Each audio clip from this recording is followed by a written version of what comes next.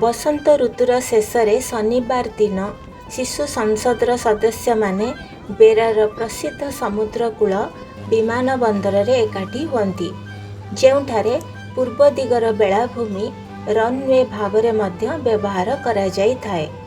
विमान गला परे एमसीपी माने बा शिशु संसद माने पश्चिम समुद्रकूल को जाती। एक स्वतंत्र दिन किपरि पालन कराजिबो तार योजना करने एकाठी हुअन्ति। परिवेश प्रति एमानकर विशेष आग्रह रहिछि।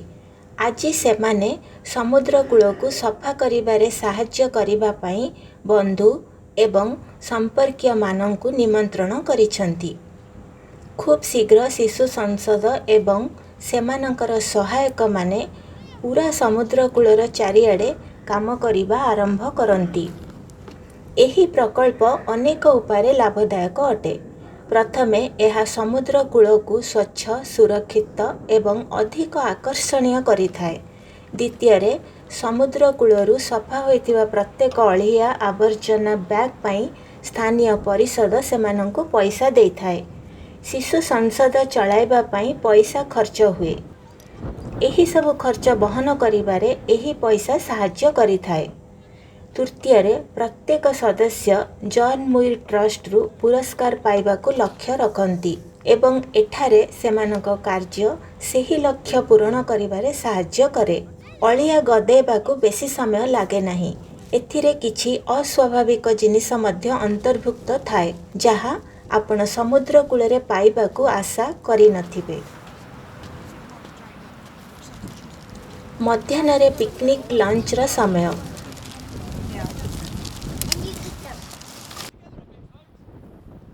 तापरे ग्रुप रे सेमाने कौन काम करिसंती ताहा रेकर्ड करिबा पाई फोटो नियंती।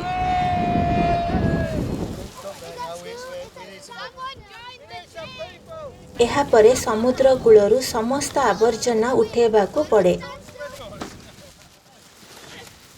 काम को शीघ्र एवं भल भावरे संपन्न करिबा पाई समस्त संसद एवं सहायक माने एक मानव श्रृंखला गठन करंती।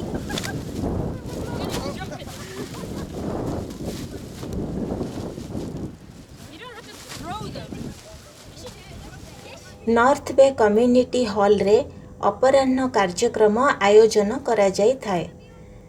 शिशु संसद माने सेमानक पाई गुरुत्वपूर्ण प्रसंग गुड़ी को अनुसंधान करिबा पाई अनेक सृजनशील कलात्मक कार्यकलाप व्यवहार करंती।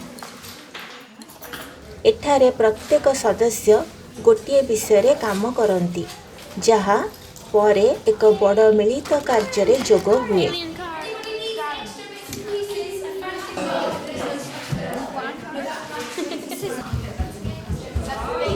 It's squashed lid.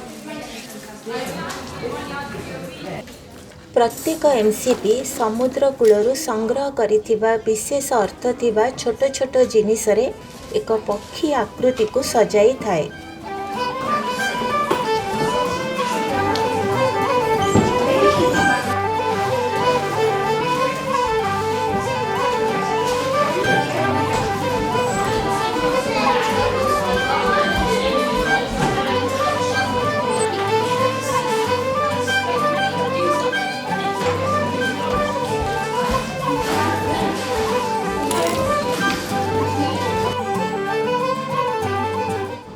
एबे भी काम सरीनी।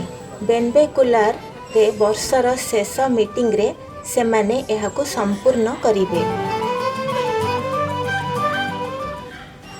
एबे घर को जिबार समय आसीछि।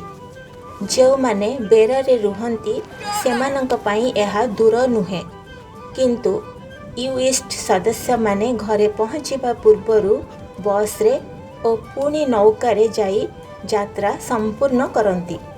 यह एक लंबा दिन थिला, किंतु पिला माने एवं सेमानंक परिवार भल भावरे बिताइथिबा समय विषय विचार करी सेमानंकर एही उत्तम कार्य को जारी रखिबा पाई शीघ्र पुणी साक्षात करने को आशा रखिचंती।